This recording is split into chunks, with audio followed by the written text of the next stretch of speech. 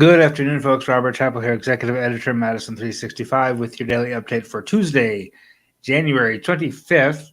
And, I hesitate to say good news all around, many thousands of new COVID cases is bad news for thousands of families, but it's thousands fewer families than we were seeing just a few days ago.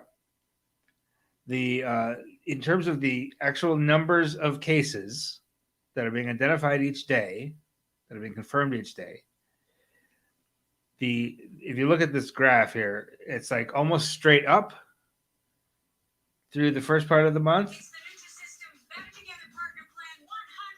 I don't know what that is. Hold on a second.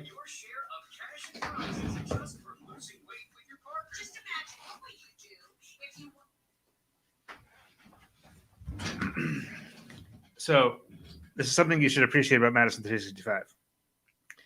I had a story open on a television news station website, and it was just sitting there, and it automatically started playing this really loud video while I was trying to talk to you. Madison365 will never do that. We're never going to start auto-playing loud, blaring ads at you. Okay, apologies for that. Now, back to the COVID numbers. The first part of the month, basically from December 29th through about the 19th of January, it's like straight up. And from the 19th of January to today, which is only 5 days, it is straight down. The current average of new cases is 9,781, which is very high, but half of what it was, give or take, on the 19th.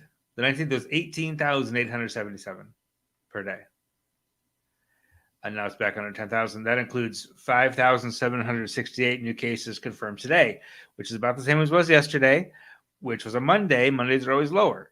Usually, we see a lower number on Monday and then a much higher number on Tuesday as they catch up from the testing, right? They do more testing on weekdays, basically, and process more tests on weekdays.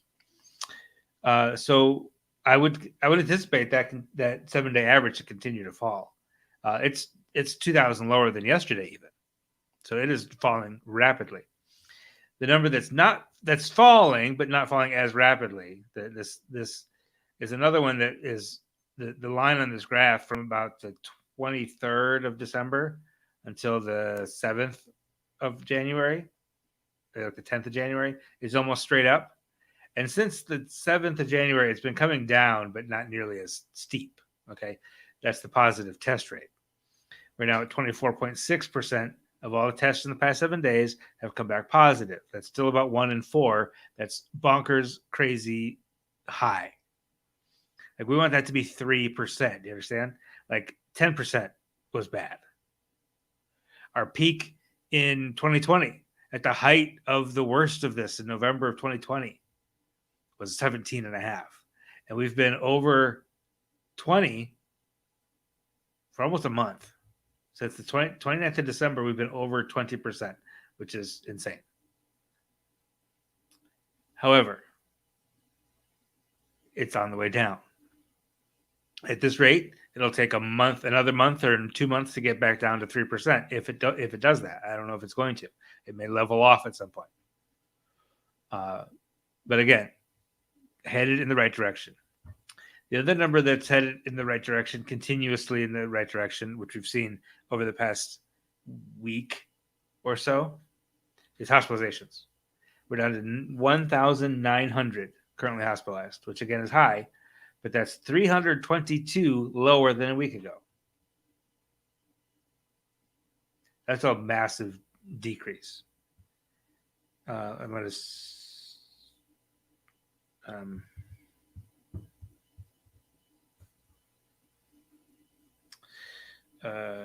sorry. It's a 14.5% decrease in the past 7 days. Once again, I'll remind you, as an English major, I don't do math in my head. I needed to check my calculator. Make sure I got that right.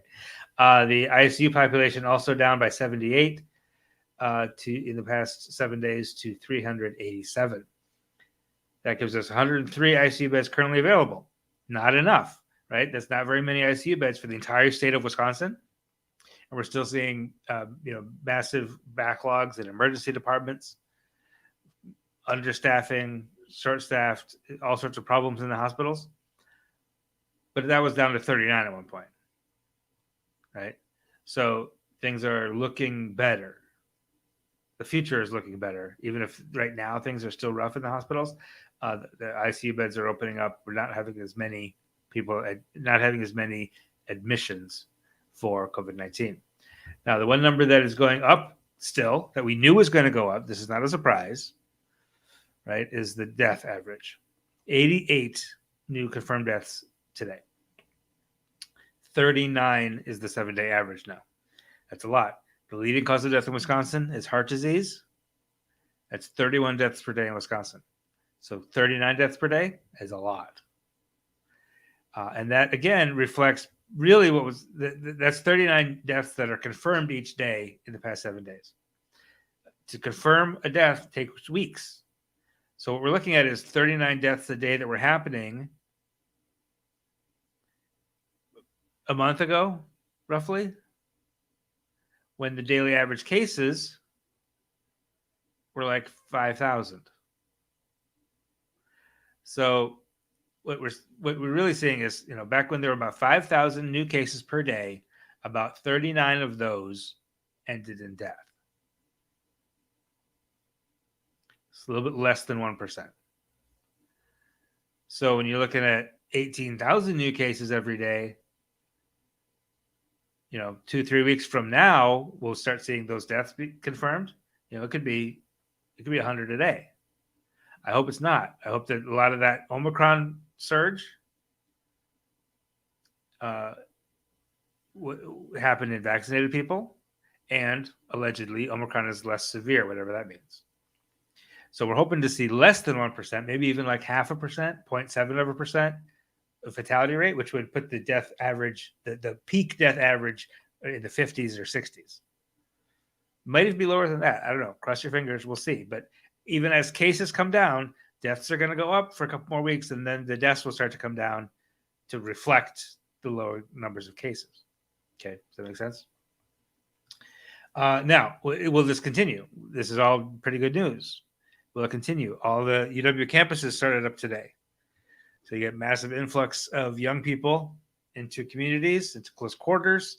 That's led to a massive spike in 2020, a somewhat smaller surge in 2021 because they managed it a little bit better in the fall of 2021. Coming back for the spring 2022 semester, cross your fingers, right? Omicron's a different monster, and we haven't had college classes in session during the Omicron surge yet. The Omicron surges have been entirely during winter break. So we'll see what happens as those campuses reopen and as students come back to class. Cross your fingers. It should be okay, right? They know how to do this now. They know how to manage it. Almost all students are vaccinated. So you hope even if there is a big surge in cases on campus, you'd hope that they're young, they're healthy, they're vaccinated. They won't cause a lot of hospitalizations and deaths, but we'll have to wait and see. All right, that is the COVID situation. I have some really good, one really terrific story that I love coming to that I want to tell you about. Thank you. It wasn't an apology, just an explanation that I have to pause to do the math. Thank you, Albert. I appreciate it. All right. So we're going to take a short pause, and we will be back right after this with one really, really, really good story that you'll enjoy, and a couple others as well. So stay with us.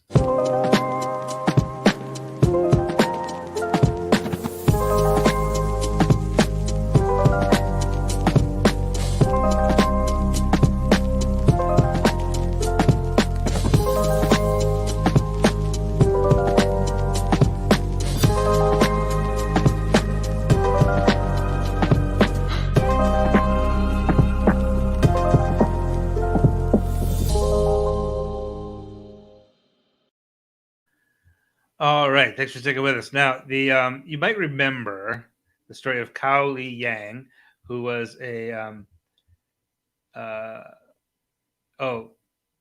before I get to that, this is a great question, Bobby.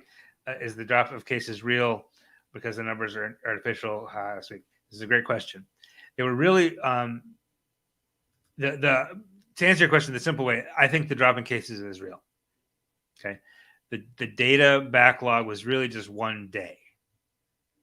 There were 35,000 cases dumped into the data from the staging area, whatever that was, in one day,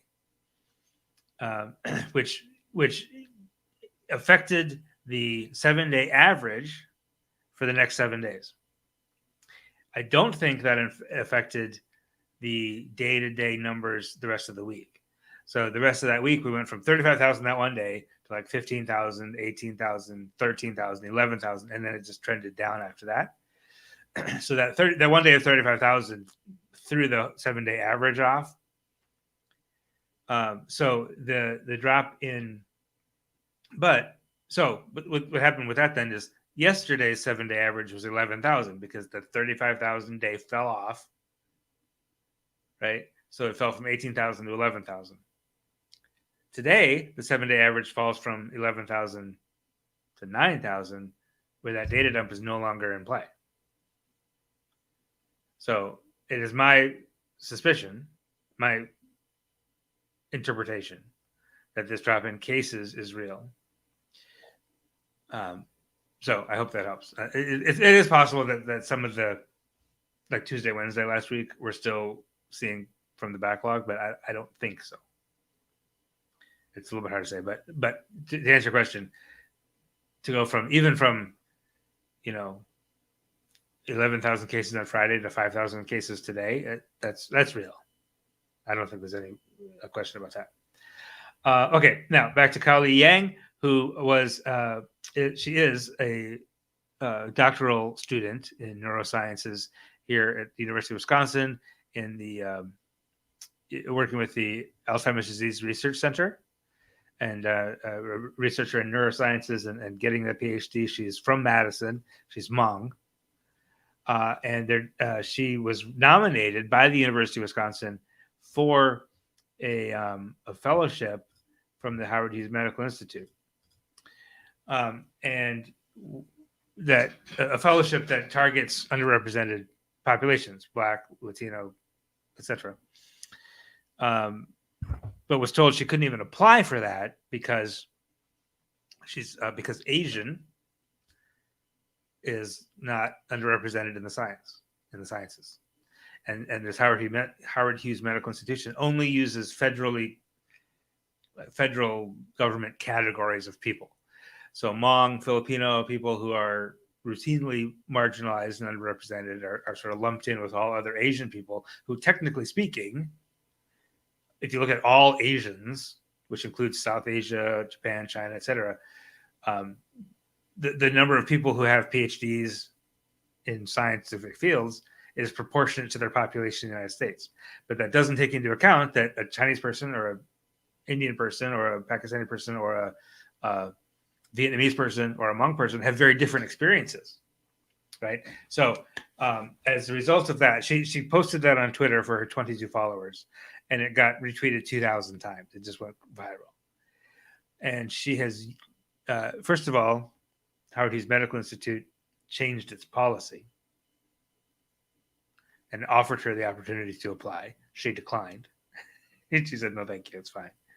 But they will change they were doing it forward. So her bringing that to to the attention of the world caused them to change their policy, right? And we did a story on that. I don't know if our story contributed to that at all, but it certainly raised the profile.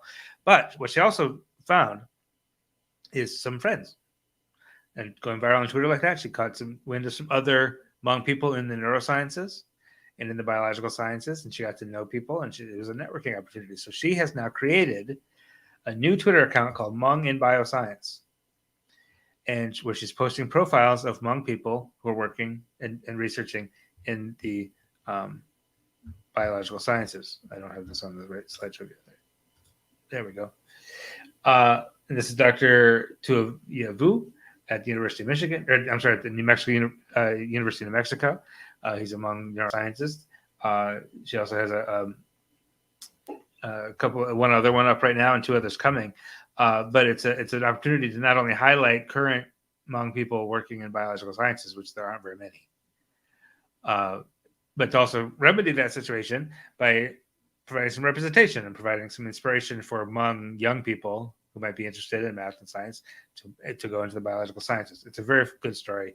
It's one of those that you take a very bad situation and turn it into something good. And I'm really glad that we were able to amplify Kao Li Yang and her story and her tenacity with this issue. So we appreciate her talking to us. And that story is up on Madison365.org right now.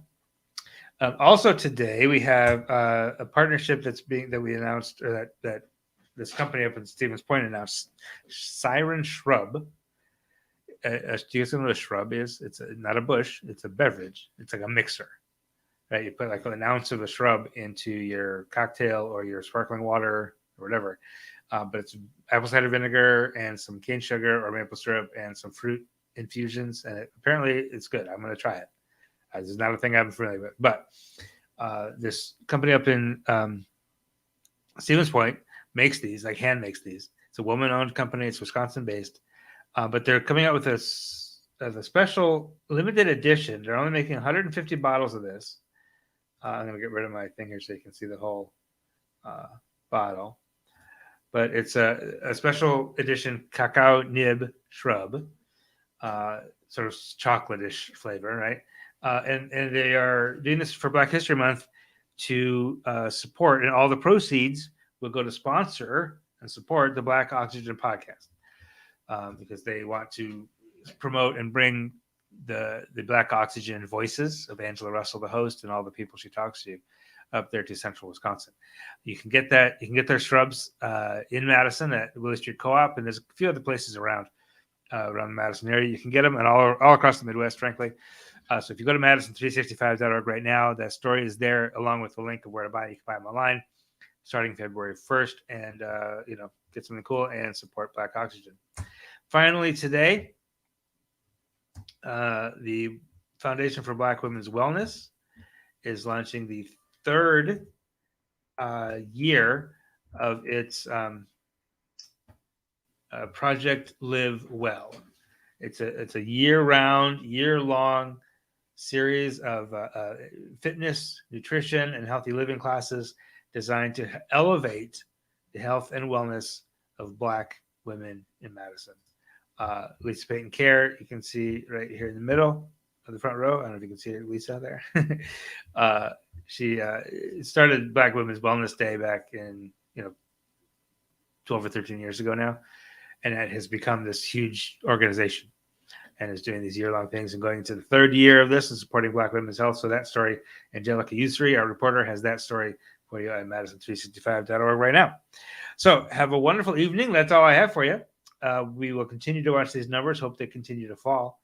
And I'll have more news for you first thing tomorrow morning at Madison365.org. Until then, have a wonderful evening, and we'll talk to you soon.